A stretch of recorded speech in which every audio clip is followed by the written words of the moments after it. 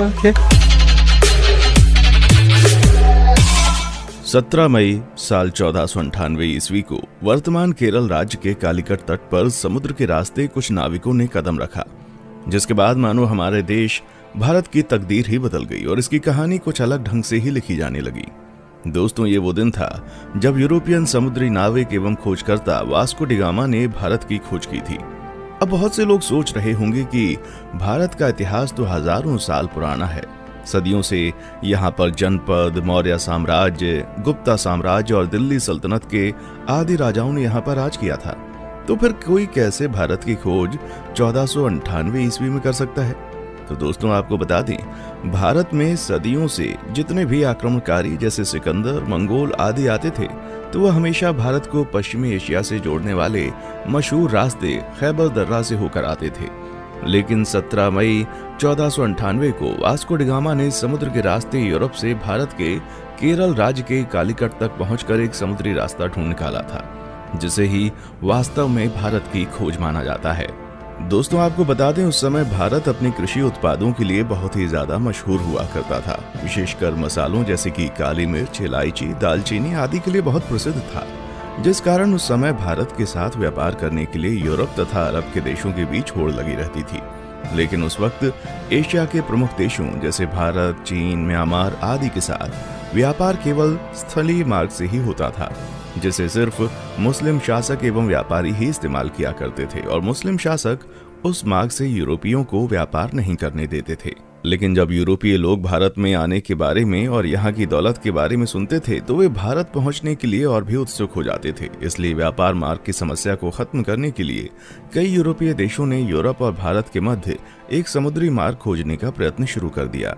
मगर कई सालों के प्रयासों के बाद भी कोई सफल नहीं हो सका, क्योंकि उस समय यूरोप में समुद्र को लेकर तरह तरह की अफवाहें उड़ती रहती थी। जैसे कि कई लोगों का मानना था, अगर समुद्र में नाव को बहुत दूर तक ले गए तो नाव समुद्र के अंतिम छोर पर जाकर गिर जाएगी। इसलिए कुछ नाविक समुद्र में बहुत लंबा सफर नहीं करते थे।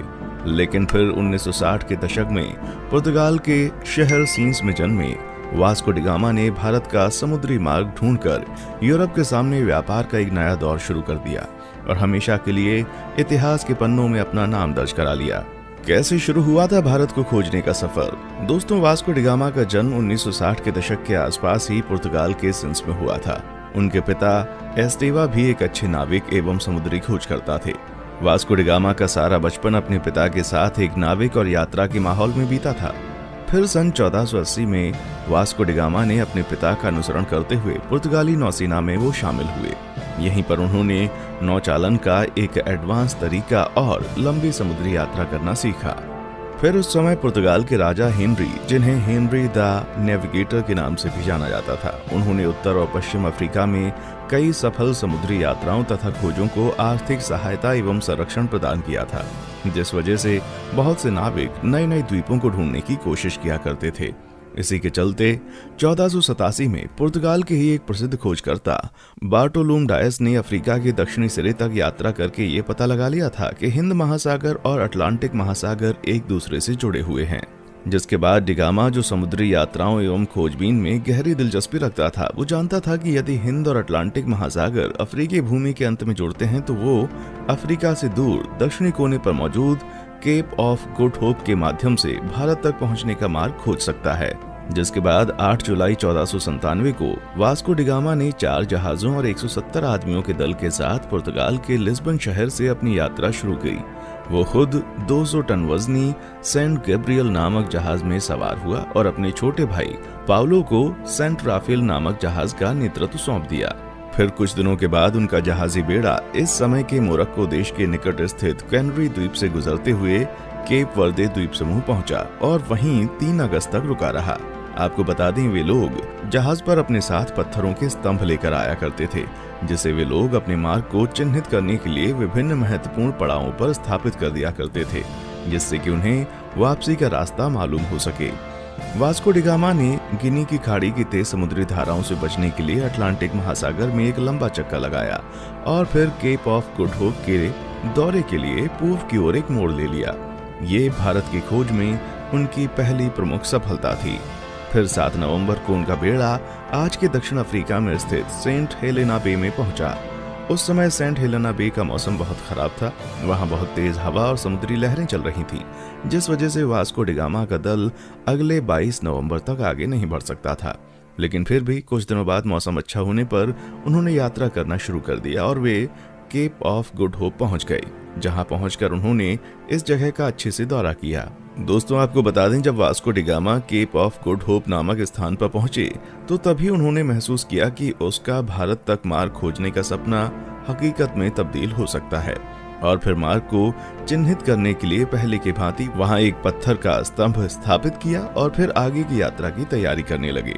केप ऑफ गुड होप के आगे की यात्रा उन्होंने 8 दिसंबर को शुरू की थी और क्रिसमस आने तक वे दक्षिण अफ्रीका के नटाल तट पर पहुंच गए।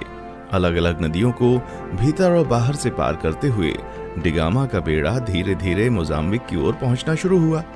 इस बीच वे लगभग 1 महीने तक कहीं पर रुके और जहाजों की मरम्मती का काम किया। फिर 2 मार्च 1498 को डी गामा का बेड़ा मोजाम्बिक द्वीप पर पहुंच गया। जब डी गामा अपने दल के साथ मोजाम्बिक की धरती पर उतरा और वहां के निवासियों से मिला तो उन्हें लगा कि ये पुर्तगाली जहाजी भी उन्हीं की तरह मुसलमान है, इसलिए उन लोगों ने उनकी खूब मदद की। डी गामा का मोजाम्बिक में पड़ाव डालना काफी उपयोगी सिद्ध हुआ। वहां उसे समुद्र के किनारे बंदरगाह पर सोने, चांदी तथा मसालों से भरे हुए 4-5 जहाज दिखाई दिए। उसकी मुलाकात ऐसे स्थानीय लोगों से भी हुई जो कभी कभी भारतीय समुद्री तटों की यात्रा करते थे।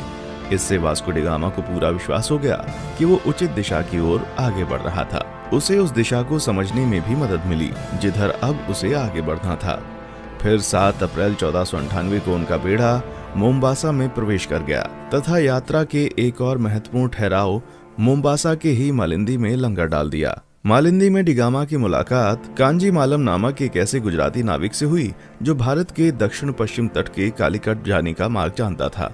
उस गुजराती नाविक के महत्व को देखते हुए डी गामा ने उसे भी मार्गदर्शक के रूप में अपने बेड़े में ले लिया और फिर अगले 20 दिन तक लगातार हिंद महासागर में चलने के बाद डी गामा को धीरे धीरे भारत के घाट और पहाड़ दिखने लगे। फिर 17 मई 1498 को वो भारत के दक्षिण पश्चिम में स्थित कालीकट के बंदरगाह पर जा पहुंचा। कालीकट में स्थानीय राजनयिकों द्वारा वास्को डी गामा का काफी अच्छी तरह से स्वागत किया गया। वो यहाँ लगभग अगले 3 महीने तक रहा और भारत के बारे में बहुत सारी महत्वपूर्ण जानकारियां इकट्ठा करता रहा। दोस्तों, वास्को डी गामा के भारत आने और उसके कालीकट में उतरने के बाद भी कई ऐसी घटनाएं हुई जिसके बारे में अभी भी लोगों में सहमति नहीं हो पाई है, लेकिन हम अपने किसी और वीडियो में उसके भारतीयों के साथ किए गए जुल्म और अत्याचार पर अलग से वीडियो बनाएंगे। इस वीडियो में हम सिर्फ उसकी यात्रा पर वीडियो बना रहे हैं। दोस्तों, यहाँ 3 महीने रहने के बाद वास्को डी गामा 2 साल से अधिक समय की यात्रा करते हुए 18 सितंबर को पुनः लिस्बन लौट आया। इस दौरान उसने लगभग 38,600 किलोमीटर की यात्रा की थी। और दोस्तों, आपको बता दें कि इस लंबी साहसिक यात्रा में उसके कुल 170 साथी थे, जिसमें से 116 की यात्रा के दौरान मृत्यु हो गई थी। वास्को डी गामा की इस उपलब्धि से पुर्तगाल के राजा बहुत खुश हुए थे तथा उन्होंने उसे दूसरी बार फिर से 1502 में भारत की यात्रा पर भेजा था। इतिहासकारों का मानना है जब डी गामा विभिन्न प्रकार के भारतीय मसालों और रेशम के साथ अपने देश पुर्तगाल लौटा तो उसने केवल मसाला बेचकर ही यात्रा पर खर्च किए गए पैसों से 4 गुना ज्यादा पैसे कमा लिए थे। दोस्तों, फिर 1524 में वास्को डी गामा की मृत्यु कालीकट में ही तब हो गई जब वो अपनी तीसरी यात्रा पर भारत आया हुआ था और कई इतिहासकारों के मुताबिक उसकी मृत्यु का कारण मलेरिया था। दोस्तों, जब डी गामा ने यूरोप और भारत के बीच का समुद्री मार्ग खोज लिया था तब डी गामा का नाम पूरे यूरोप में बहुत मशहूर हो गया था और उसकी उस साहसिक यात्रा की चर्चा सभी यूरोपीय देशों में होने लगी थी तथा धीरे धीरे अन्य देशों ने भी उसी खोजे गए रास्ते से अपने अभियान भारत भेजने शुरू कर दिए थे, जिस वजह से पुर्तगालियों के बाद डच, डेनिश, ब्रिटिश और फ्रांसीसी भी भारत आना शुरू हो गए थे। उसके बाद आगे के दशक में भारत में जो भी हुआ वो हम अच्छे से जानते हैं कि कैसे भारत इन यूरोपीय देशों की कॉलोनी बन गया।